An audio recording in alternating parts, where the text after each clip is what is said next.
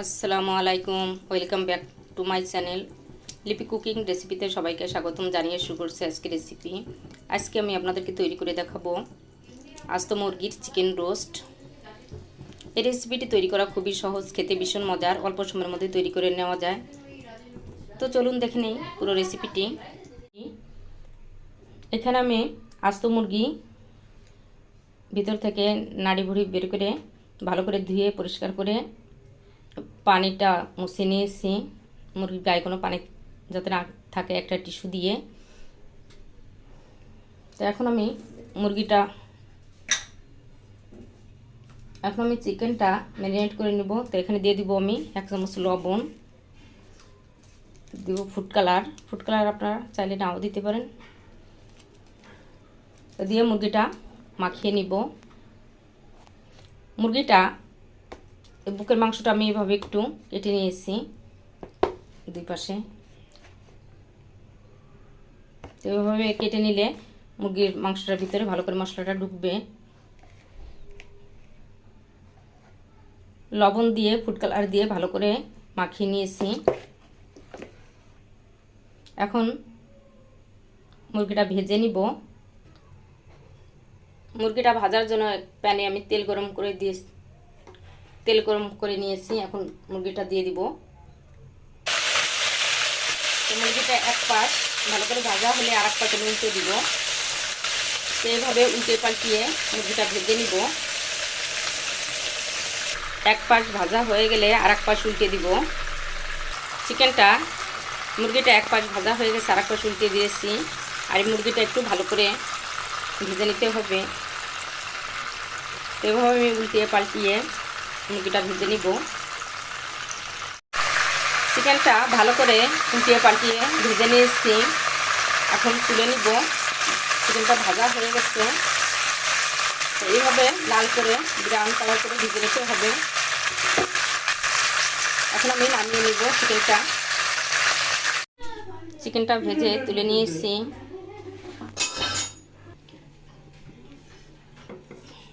Chicken roast রান্না করার জন্য এখানে তেলে আমি পেঁয়াজ বেরেস্তা করে তুলে নিয়েছি। আর দিয়ে দেবো পেঁয়াজ কুচি,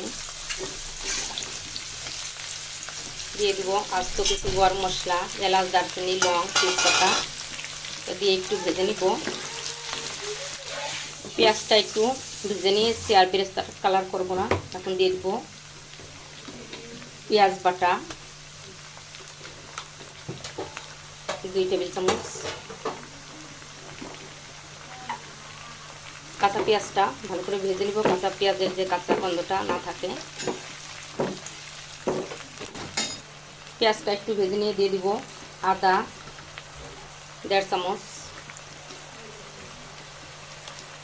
দিয়ে দিব রসুন বাটা 1.5 চামচ, দেব জিরা বাটা 1 চামচ। কাঁচা মশলাটা ভালো করে ভেজে নিব, কাঁচা মশলার যে কাঁচা স্মেলটা না থাকে। তা কাঁচা মশলাটা ভাজার সময় অনেক সময় মশলা ছিটে, এই জন্য আমি দিয়ে দেবো লবণ। আর লবণ দিলে হয় কি মশলাটা ছিটবে না ভাজার সময়। ভালো করে ভেজে নিব কাঁচা মশলাটা ভালো করে ভেজে নিয়েছি। এখন দিয়ে দিব শুকনো কিছু মশলা। এখানে দিয়ে দিব আমি ভাজা জিরার গুঁড়া 1 চামচ, ধনিয়া গুঁড়া 1 চামচ, শুকনো মরিচের গুঁড়া 1/2 চামচ। আর ঝালটা দিবেন আপনাদের স্বাদ মতো। এখানে কাঁচামরিচ দেবো, এই জন্য আমি শুকনো মরিচটা কম দিয়েছি।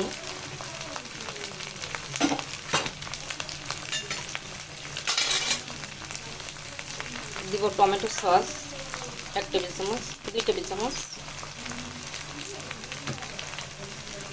দিব টক দইটা আমি লেবু দিয়ে দুধ দিয়ে হাতে বানিয়েছি বাসায়। তো অনেক সময় আমাদের বাসায় টক দই থাকে না, তো এইভাবে আমরা টক দই বানিয়ে নিতে পারি। এখন সব মশলা দিয়ে ভালো করে কষিয়ে নিব।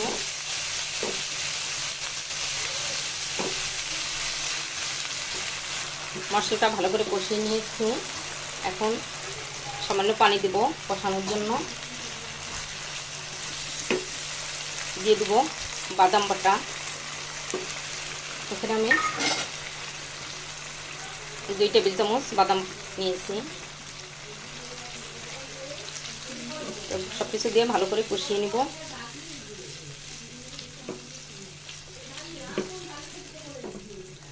মশলাটা ভালো করে কষিয়ে নিয়েছি, আর উপর দিয়ে তেল ভেসে উঠলে বোঝা যাবে মশলাটা ভালো করে কষানো হয়ে গেছে। এখন দিয়ে দিব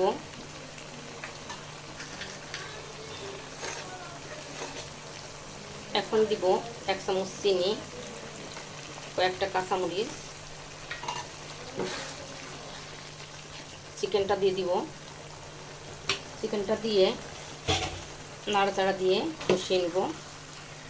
চিকেনটা দিয়ে নাড়াচাড়া দিয়ে কষিয়ে নিব মশলার সাথে। চিকেনটা দিয়ে মশলার সাথে ভালো করে নাড়াচাড়া দিয়ে মিশিয়ে নিয়েছি, তো কষিয়ে নিয়েছি। এখন দিয়ে দিব দুধ সিদ্ধ হওয়ার জন্য। এখানে আমি 1 কাপ দুধ নিয়েছি, আর দুধ দিয়ে রান্না করলে বেশি ভালো হয়। আপনারা চাইলে পানি দিয়েও সিদ্ধ করতে পারেন। এখন ঢাকনা দিয়ে ঢেকে দিব। চিকেনটা সিদ্ধ হওয়ার জন্য একটা ঢাকনা দিয়ে ঢেকে দিয়েছি, যতক্ষণ না রান্না হয়। তারপর দেখাবো কেমন হয়েছে। এখন ঢাকনাটা তুলে দেখাবো কেমন হয়েছে। তো প্রায় হয়ে আসছে, ঝোলটা টেনে আসছে। এখন দিয়ে দিব 1/2 চামচ কেওড়ার জল। আর দিলে কেওড়া জলটা দিলে সাই সাই একটা ফ্লেভার আসে। দিয়ে দিব ঘি। এখানে আমি 1 টেবিল চামচ ঘি নিয়েছি। দিয়ে দিব পেঁয়াজ বেরেস্তা। দিব 1/2 চামচ গরম মশলার গুঁড়া। এখানে নিয়েছি আমি জয়ফল, জয়ত্রী, এলাচ, দারচিনি, লং সব কিছু দিয়ে আমি হালকা ভেজে গুঁড়া করে নিয়েছি। গরম মশলাটা দিয়ে দিয়েছি। গরম মশলাটা দিয়ে আমি ঢাকনা দিয়ে ঢেকে দিব যতক্ষণ না পানিটা আর একটু টেনে যায়। আর পানিটাও টেনে যাবে, আমার আস্ত চিকেন রোস্টটাও রান্না হয়ে যাবে। তো আমার চিকেনের গ্রেভিটাও টেনে গেছে, আর হয়ে গেছে আস্ত চিকেন রোস্ট তৈরি হয়ে গেল আমার আস্ত মুরগির চিকেন রোস্ট। তো বাসায় আপনারা ট্রাই করবেন, আর কেমন হলো আমাকে কমেন্টস করে জানাবেন। আমার রেসিপিটি যদি আপনাদের ভালো লাগে লাইক, শেয়ার, কমেন্টস করবেন। আপনাদের লাইক এবং কমেন্টস আমাকে অনেক উৎসাহ বাড়িয়ে দেয়। আমার রেসিপিটি যদি আপনাদের ভালো লাগে আমার চ্যানেলটি সাবস্ক্রাইব করবেন, ফেসবুক পেজটি ফলো করে লাইক দিয়ে সাথে থাকবেন। সবাই ভালো থাকবেন। নতুন নতুন রেসিপি নিয়ে আবার আপনাদের সামনে হাজির হয়ে যাব। আমাদের জন্য দোয়া করবেন। আল্লাহ হাফেজ।